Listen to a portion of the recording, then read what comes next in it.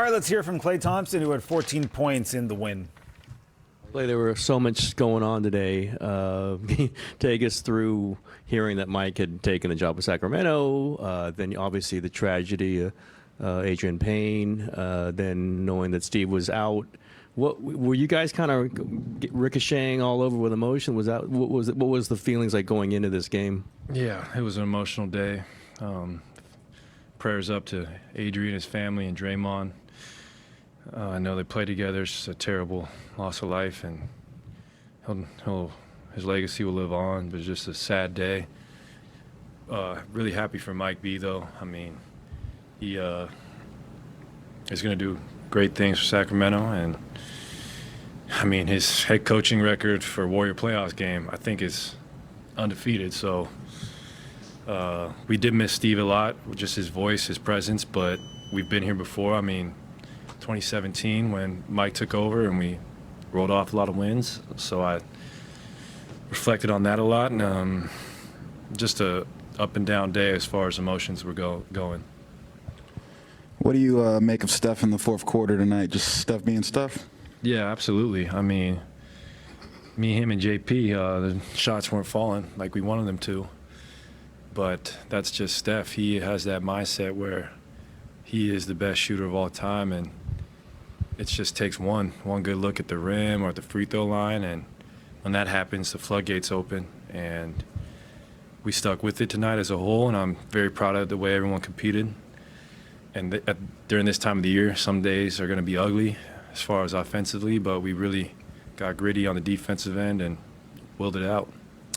Klay, for most of the night, you and Steph had a tough time getting your shot, but in the fourth quarter, it kind of changed. Did you have a feeling that because you guys were able to stay close, that your experience and your know-how would maybe make a difference? Yeah, definitely. I had a feeling we were going to win the game when Bane hit that tough shot at the end of third. Just we willed it to 4, and I just knew we were going to win the game. I just had a feeling, and it was ugly, but at this time of year, all that matters is that win, and I'm so proud of everyone in this organization for how we fought tonight.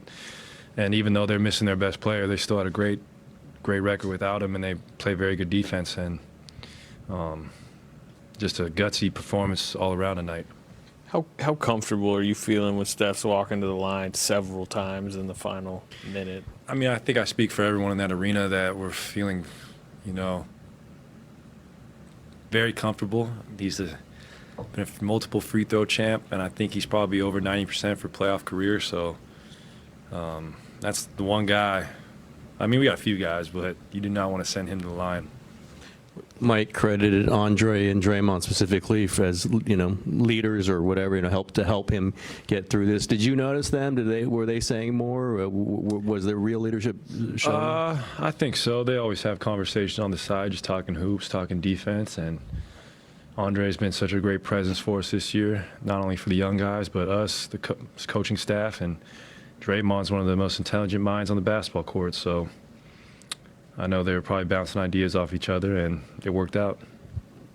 Hey, Klay, where were you when you found out Steve would be out tonight? What was your reaction, and did he deliver a message to the team, like over the phone, or? I was just in the facility, and I think it was that shoot-around this morning, and we missed Steve. He's our leader, but Mike B, we're lucky we have a coach like Mike and Kenny who, Mike B has so much playoff experience, and so, Kenny does as well. So give our whole coaching staff credit. They really did a great job tonight. Hey, Klay, when you have a game where your shots aren't falling, what do you draw from to be able to just provide an impact on the game and still stay resilient? Yeah, obviously playing hard defense, getting on the glass, and making them when they count. So, no one likes shooting 6 for 20, but we won the game, and I know myself, and I'm bound to bounce back. Klay, you guys obviously got the tough Grizzlies team without Ja Morant. What did you see in those last few minutes? Did you think that they kind of missed Ja a little bit? And now going back to Memphis, where they gave you 2 tough games, what are you expecting just out of them going into Wednesday? Of course they miss him, but the guy averages like 30 a night. Gets a lot of tough buckets. They definitely miss him. And I just think Wednesday is going to be the hardest one yet. It always is, the closeout. And we're going to have to put this one behind us and think of a good game plan. What did you think of the crowd's regular reaction to Dylan Brooks? And do you feel at all that maybe that booing kind of coaxed him into some tough shots? He obviously had a pretty bad night from the floor. Possibly, but, I mean, our fans are passionate, and they will let you hear it if you have wronged them. So I guess good job, Dub Nation. Nice. Good stuff.